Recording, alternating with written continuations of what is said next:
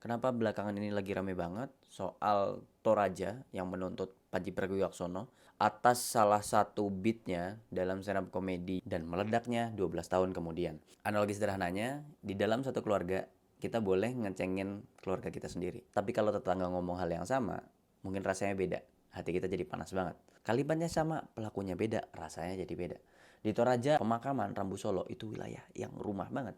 Sakral banget buat mereka. Identitas dan martabat ngumpul di sana. Saat candaan datang dari luar pagar, telinga yang mendengar ini mendeteksi itu sebagai sebuah batas pelanggaran. Yang mana yang bikin makin panas adalah generalisasi. Kalimat umum atau banyak yang begini itu kesannya menyeragamkan semua orang. Padahal praktiknya mungkin beragam. Ada upacara kecil, sedang, besar, macam-macam. Sebetulnya realitasnya kompleks, tapi disingkat jadi satu kalimat. Sehingga orang Toraja merasanya budayanya disederhanakan, disimplifikasi sama Panji. Walaupun dalam konteks komedi. Tapi persoalannya kenapa baru sekarang?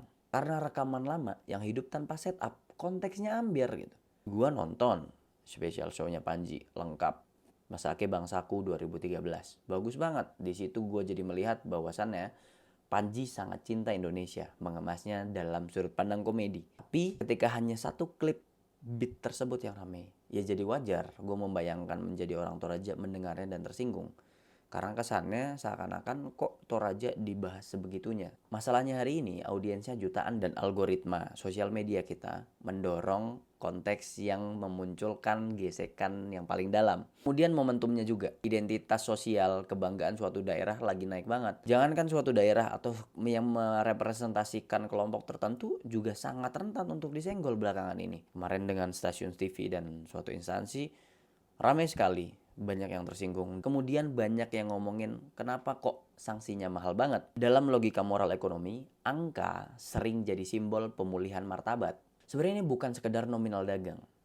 Mungkin yang terjadi adalah luka publik yang ingin dibalas di ruang publik juga. Apakah semua orang Toraja setuju? Jawabannya belum tentu, karena jelas spektrumnya luas. Tapi fokus kita, kenapa ini jadi heboh banget? Karena tiga hal ketumpuk jadi satu. Kita memahami bahwa komedi jelas, tidak ada intensi niat jahat. Tujuannya hanya berkomedi. Tapi persoalannya, konteks ini, potongan video ini sampai di orang-orang yang tidak berniat mendengarkan komedi. Sehingga intensinya jadi berbeda. Jadi tiga hal besar ketumpuk di sini. Siapa yang berbicara, yang mana bukan bagian dari kelompoknya.